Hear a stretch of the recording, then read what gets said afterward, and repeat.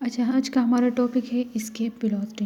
Escape velocity आपके पास, अगर आपने जो लास्ट में हमने टॉपिक किया है एब्सोल्यूट पोटेंशियल एनर्जी, अगर वो आपके समझ आ गया तो वो यहाँ पे हमारे पास यूज़ होगा। ठीक है।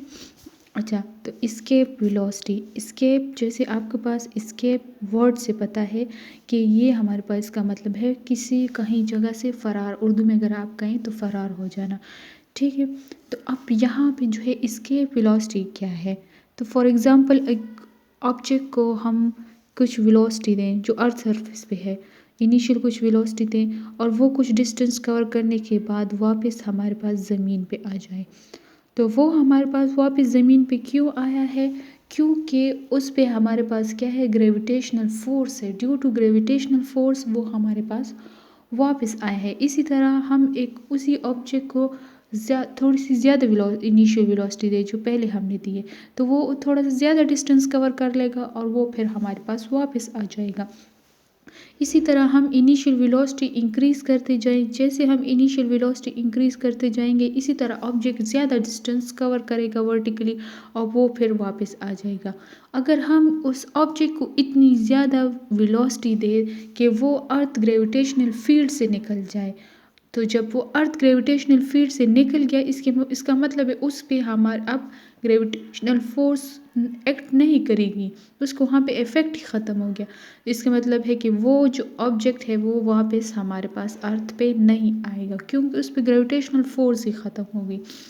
तो ऐसी वेलोसिटी, ऐसी इनिशियल वेलोसिटी कि हम किसी ऑब्जेक्ट को दें और वो हमारे पास अर्थ ग्रेविटेशनल फील्ड से निकल जाए, ऐसी वेलोसिटी को हम कहते हैं एस्केप वेलोसिटी। ठीक है। तो अब एस्केप वेलोसिटी की हम ज़रा डेफिनेशन देख लेते हैं जो एक आपके पास बुक में गिवन है, एक आपके पास यहाँ पे है।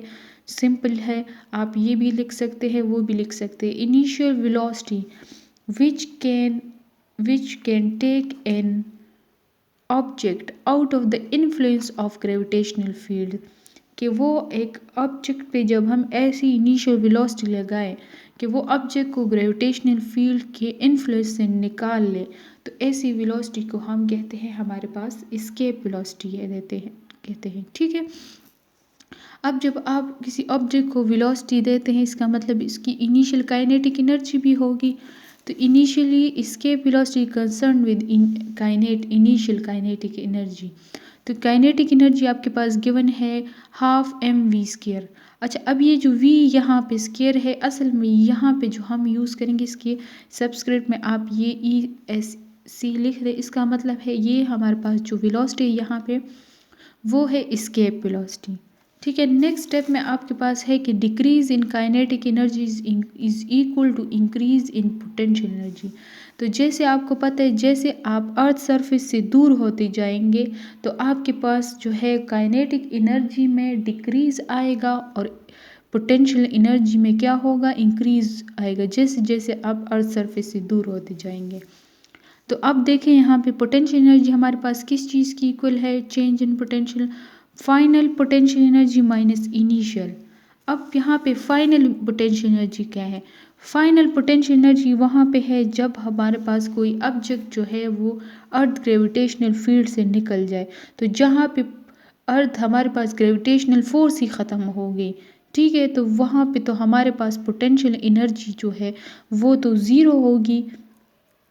तो यहाँ पे जो है अगर इसको हम एक रेफरेंस पॉइंट ले लें तो हमेशा आपको पता है रेफरेंस पॉइंट पे जो आपकी पोटेंशियल एनर्जी होती है वो क्या होती है, ज़ीरो होती है। ठीक है।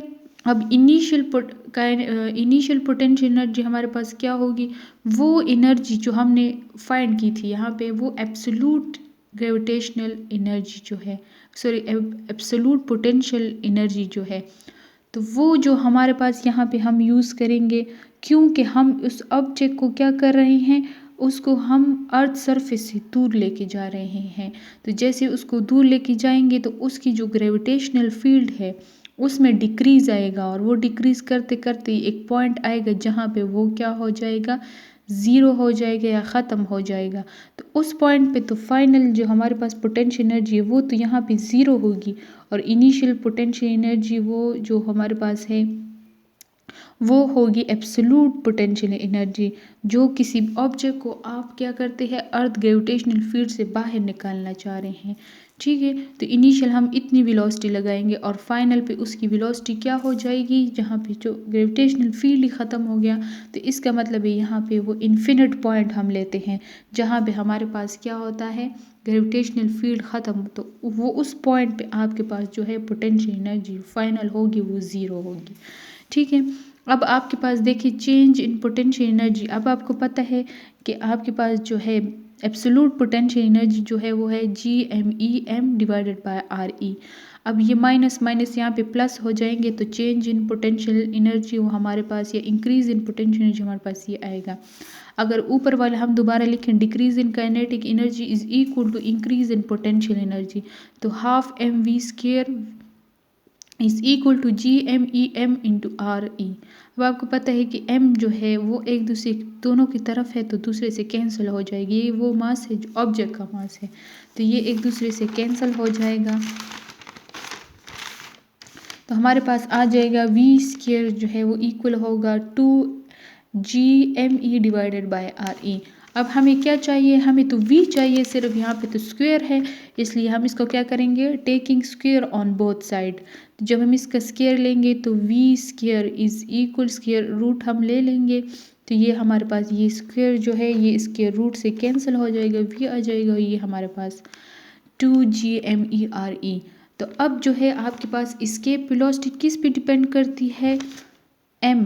तो m mass of the object, कौन से ऑब्जेक्ट पे, जिसकी फील्ड से आप बाहर निकलना चाह रहे हैं, उस ऑब्जेक्ट जो वो ऑब्जेक्ट नहीं जिसको आप एक ग्रेविटेशनल फील्ड से बाहर निकालना चाह रहे हैं, उसका मास हमारे पास, उस वो वाला मास की हमें कोई ज़रूरत नहीं है। हमें उस मास की ज़रूरत है जो जिस प्लैनेट आप कह सकते हैं, या जिस प्लैनेट्स के फील्ड से आप किसी ऑब्जेक्ट को बाहर निकालना चाह रहे, तो उस प्लैनेट का मास हमें उस पे डिपेंड करता है, उसके रेडियस पे डिपेंड करता है। ठीक है। तो अब आपको पता है यहाँ पे जो हमारे पास हमने प्लैनेट वो हमारे पास है वो अर्थ है, तो इसलिए ये अर्थ पे मास पे डिपेंड करेगा और रेडियस ऑफ अर्थ पे डिपेंड करेगा। ठीक है। अच्छा, अब जैसे आपको पता है कि हमारे पास जो Fg है इज इक्वल टू वेट। अब Fg जो है यूनिवर्सल ग्रेविटेशनल फोर्स वो हमारे पास इक्वल है GMEM/r², और वेट हमें पता है इक्वल है mg। ठीक है।